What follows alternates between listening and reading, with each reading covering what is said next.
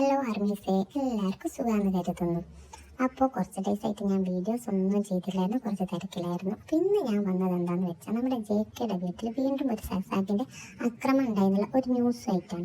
ഈ ഒരു ന്യൂസ് ഞാൻ ഫസ്റ്റ് കാണുന്നത് ഇൻസ്റ്റഗ്രാമിലാണ്. ഇൻസ്റ്റഗ്രാമിൽ വരുന്ന കാര്യങ്ങൾ എത്രത്തോളം ശരിയാണെന്നുള്ളത് നമുക്കറിയില്ല. അതുകൊണ്ട് തന്നെ ഞാൻ ഈ ഒരു ന്യൂസിനെ പറ്റി ഗൂഗിൾ ചെയ്തൊക്കെ ചെയ്തിരുന്നു. അപ്പോൾ കുറേ മീഡിയാസൊക്കെ ഈ ഒരു ന്യൂസ് റിപ്പോർട്ട് ചെയ്തിട്ടുണ്ട്. അപ്പോൾ ഇതിൽ ഒരു സത്യം ഉണ്ടെന്ന് തോന്നിയതിന് ശേഷമാണ് ഞാനിങ്ങനെ ഒരു വീഡിയോ ചെയ്യുന്നത്.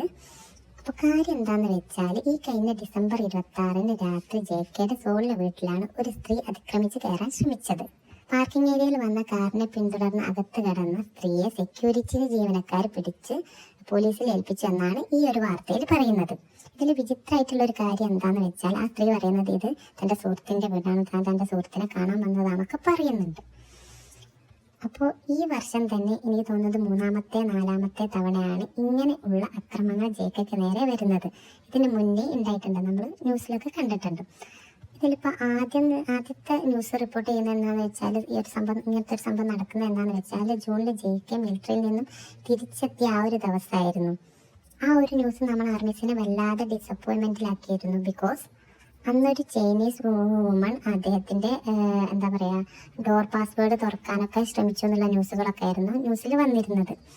അതിനുശേഷം ഈ കഴിഞ്ഞ ആഗസ്റ്റിലായിരുന്നു മറ്റൊരു സ്ത്രീ സമാനമായ രീതിയിൽ തന്നെ പാർക്കിംഗ് ഏരിയയിൽ അതിക്രമിച്ച് കയറി എന്നുള്ള ഒരു ന്യൂസ് റിപ്പോർട്ട് ചെയ്തിരുന്നത്.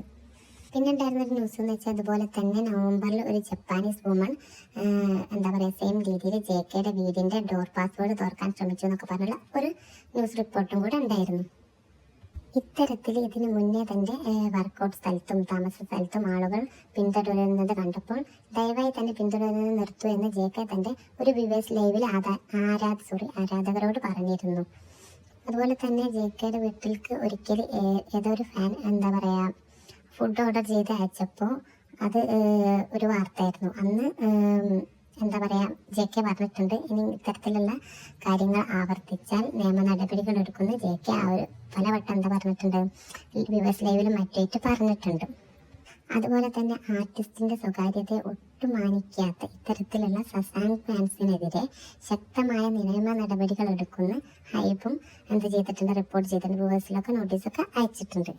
ഈ ഒരു സംഭവം ആവർത്തിച്ചുകൊണ്ട് നിന്നപ്പോഴാണ് അങ്ങനൊരു JK ആയാലും ഹൈബിൻ്റെ ഭാഗത്തുനിന്നായാലും അങ്ങനൊരു നിയമ നടപടി ഉണ്ടാവും എന്നുള്ളൊരു മുന്നറിയിപ്പ് ആർമീസിനായാലും മറ്റ് സസാൻ ഫാൻസിനായാലും ഒക്കെ അവർ കൊടുത്തിട്ടുണ്ടായിരുന്നു.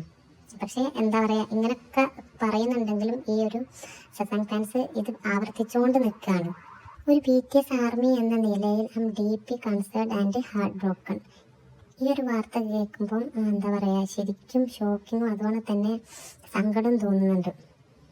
ലോകത്തിന് മുഴുവൻ പോസിറ്റിവിറ്റിയും ഹാപ്പിനെസ് നൽകുന്ന നമ്മുടെ ഐഡൽസിന് സ്വന്തം വീട്ടിൽ പോലും സേഫ് ആൻഡ് സെക്യൂർ ആയിട്ട് ഇരിക്കാൻ കഴിയുന്നില്ല എന്നത് ഒരിക്കലും അക്സെപ്റ്റ് ചെയ്യാൻ പറ്റിയ ഒരു കാര്യമല്ല.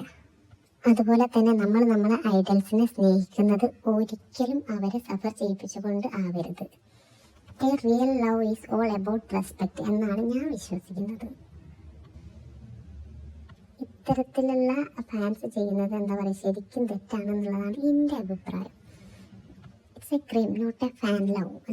ഇങ്ങനെ അവരുടെ സ്വകാര്യതകൾ, അവരുടെ പ്രൈവസിയിലേക്ക് നമുക്ക് അവർ തരുന്ന എല്ലാ കൺസൾട്ടേഷൻ എല്ലാം മറന്നുകൊണ്ട് അവരുടെ സ്വകാര്യതയിലേക്ക് നമ്മൾ ഇറങ്ങി ചെല്ലേണ്ട ഒരാവശ്യവും ഇല്ല. നമ്മുടെ ഐഡൽസിൻ്റെ സ്വകാര്യതയും അവരുടെ മെൻ്റൽ സ്പേസിനെയും റെസ്പെക്റ്റ് ചെയ്യാൻ നമ്മൾ പഠിക്കണം. പ്ലീസ് അദ്ദേഹത്തിനെ ഇനി ഇങ്ങനെ ഹേർട്ട് ചെയ്യരുത്.